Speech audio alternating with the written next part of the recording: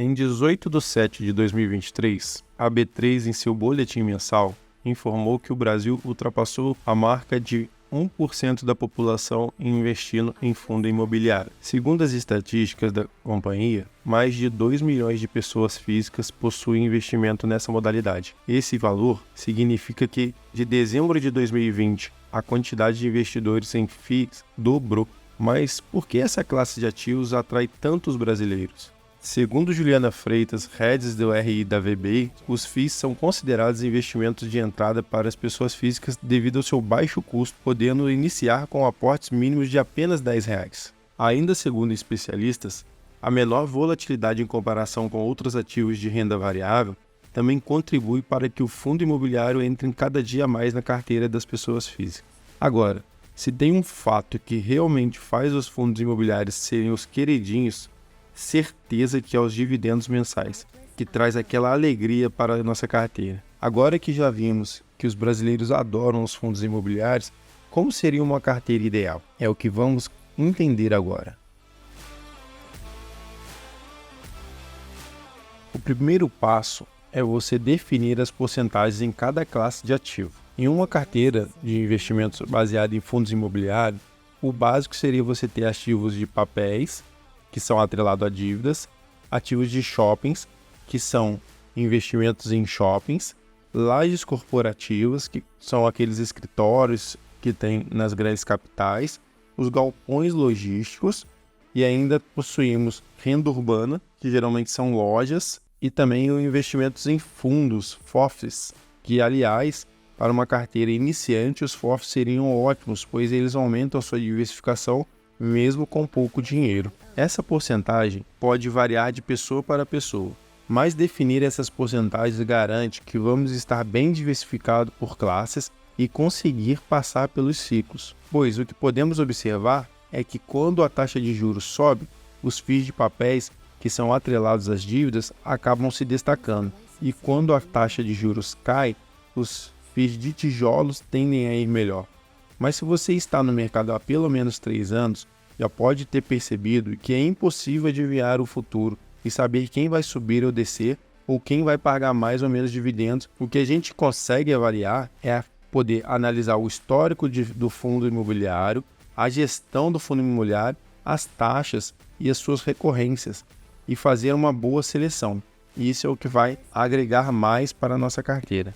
Ok, já entendi que preciso diversificar minha carteira entre classes de ativos, mas qual seria a porcentagem ideal? Baseado na minha estratégia, eu mantenho em minha carteira uma porcentagem definida, mas com uma certa flexibilidade de poder passar tanto 5 para mais quanto 5 para menos. Porque em determinados momentos esses fundos eles podem se valorizar e passar daquela porcentagem ou desvalorizar. Eu tendo a tentar comprar mais cotas quando essa porcentagem está menor. Mas em determinado momento, como a minha carteira é diversificada entre outras classes de ativos, pode ser que naquele momento tem ações mais descontadas e eu acabe não rebalanceando. Então a minha carteira ela fica definida mais ou menos assim. A minha maior porcentagem está definida nos FIIs de papéis. Essa é uma classe que eu gosto de manter a porcentagem em 30%. Depois, a próxima classe, vem os FIIs de logística. Esse é um setor que também gosto bastante. Quando eu estou na estrada e tem alguém comigo ali no carro, eu costumo brincar, olha, esse galpão é meu.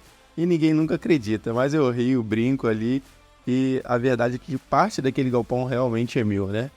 O meu objetivo com os galpões logísticos é de cerca de 20%. Em terceiro, eu colocaria as lajes corporativas. As lajes corporativas passaram por um momento muito difícil após a pandemia. E naquele momento foi um bom momento para a gente estar aportando mais nesse setor. E eu mantenho na minha carteira cerca de 20% definidos em lajes corporativas. Já no setor de shopping, eu gosto de ter cerca de 15%.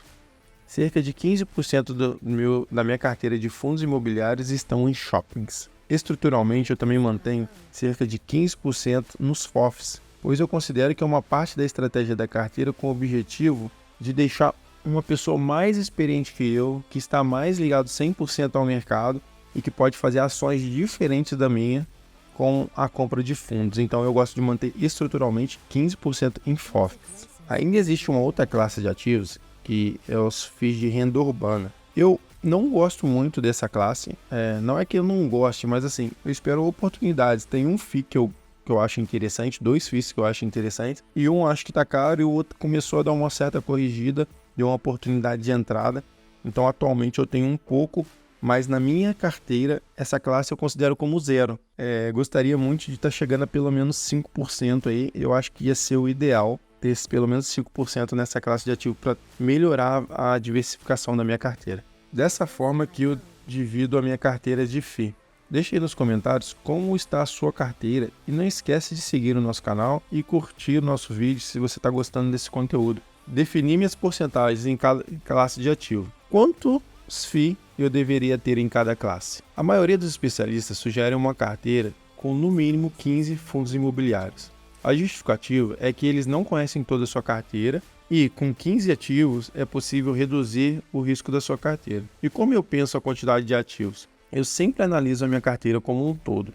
Ações, fundos imobiliários, renda fixa e ações americanas. E conhecendo bem o grau de risco da minha carteira, eu defino a minha quantidade de ativos. Acredito que esse deve ser o exercício de cada um. Ainda deve entrar nessa conta o valor do seu patrimônio. Diante desse pensamento, se minha carteira fosse somente de fundos imobiliários, que eu acredito não ser a melhor escolha, eu teria cerca de 15 FIIs na minha carteira. Agora, dentro da minha estrutura, minha quantidade de FIIs ideal são 8. Atualmente, eu me encontro com 10 FIIs na minha carteira, sendo 2 FIIs de papéis, 2 FIIs de laje corporativa, 2 FIIs de logística, um FOF e um FII de shopping. Esse é o ideal que eu mantenho estruturalmente na minha carteira. Rotineiramente, se aparecem algumas oportunidades, esse número pode se aumentar de 10, estourando o máximo de 12. Por algumas oportunidades em alguns papéis que estão muito descontados, alguns laje corporativa que eu tendo a ver como uma oportunidade. Mas o meu ideal é 8. Ainda entendo que você ter muito mais do que isso, muitos ativos na sua carteira, ela te dá uma complexidade para você acompanhar todos os ativos, porque todo mês tem relatório, você precisa estar acompanhando o ativo que você está comprando. E quando chegar lá na sua declaração, você tem aquele monte de coisa para fazer, aquele monte de coisa para salvar. Então, eu entendo que 8 fundos imobiliários já está bem diversificado para uma carteira e para mim basta 8 fundos imobiliários. Então, pessoal, essa foi a minha reflexão sobre uma carteira de fundos imobiliários.